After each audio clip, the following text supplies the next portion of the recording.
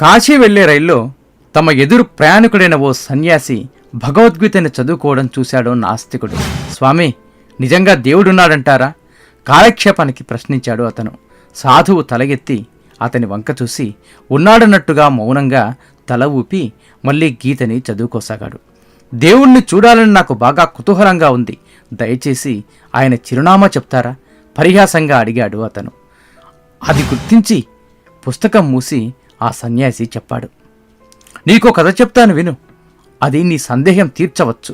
పూర్వం ఓ ఊళ్ళో ఓ అమ్మాయికి ఆమె తల్లిదండ్రులు తమ పక్కింటి యువకుడితో వివాహం చేయాలనుకున్నారు. ఆమె అందుకు ఒప్పుకోలేదు.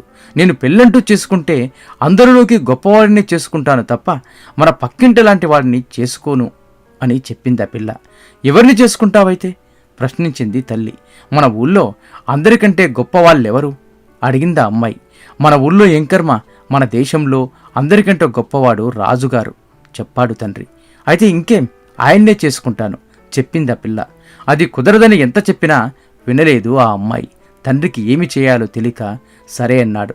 ఆ పిల్ల రాజధానికి చేరుకుంది.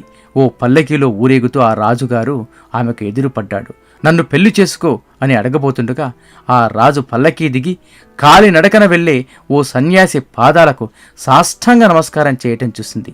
ఈ సన్యాసి రాజు కంటే గొప్పవాడు కాకపోతే ఎందుకు అతనికి నమస్కరిస్తాడు అని ఆలోచించి ఆమె సన్యాసినే వివాహం చేసుకోవాలనుకుంది. అతని దగ్గరకు వెళ్ళి ఆ విషయం అడగబోతుండగా అతను రోడ్డు పక్కన ఉన్న ఓ వినాయకుడి గుడి ముందు నిలబడి 3 గుంజీలు తీయడం చూసింది. ఈ సన్యాసి కన్నా ఆ వినాయకుడే గొప్ప, చేసుకుంటే వినాయకుడినే చేసుకోవాలి అనుకుని ఆ అమ్మాయి లోపలికి వెళ్ళింది. ఇంతలో ఓ కుక్క వచ్చి ఆ విగ్రహం ముందు కాలెత్తి దాన్ని అపవిత్రం చేసింది. అప్పుడు ఆమె ఆ వినాయకుని కన్నా ఆ కుక్కే శ్రేష్టం అయి ఉంటుందని భావించి దాన్ని పెళ్లి చేసుకోవాలని అనుకుంటుండగా ఓ పిల్లవాడు రాయితో ఆ కుక్కని కొట్టాడు. అది కుయ్యోమంటూ పరిగెత్తింది. ఇది చూసిన ఆ అమ్మాయి ఆ పిల్లవాడు గొప్పవాడనుకుని వాణ్ణే పెళ్లి చేసుకోవాలనుకుంది. కాని ఇంతలో ఓ యువకుడు వచ్చి ఆ పిల్లవాడి చెవిని నిలిమి వాణ్ణి మందలించాడు. దాంతో తాను చూసిన అందరికన్నా ఆ యువకుడే గొప్పవాడనుకుని వాడి దగ్గరకు వెళ్ళి తనని వివాహం చేసుకోమని అడిగింది. ఆ యువకుడు ఎవరో కాదు, ఆమె తల్లిదండ్రులు కుదిర్చిన పక్కింటి యువకుడే.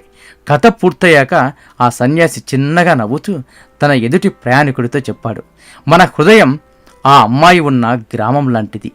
దేవుడి కోసం ఎక్కడెక్కడో వెతికినా చివరికి మన హృదయాంతరాల్లోనే దేవుడు ఉన్నాడు అని తెలుస్తుంది.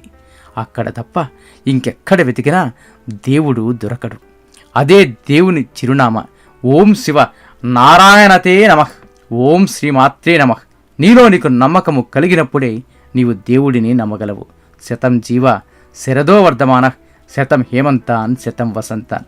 100 శరత్తులు, 100 హేమంతాలు, 100 వసంతాలు వర్ధిల్లు. ఇట్లు బివిఎస్.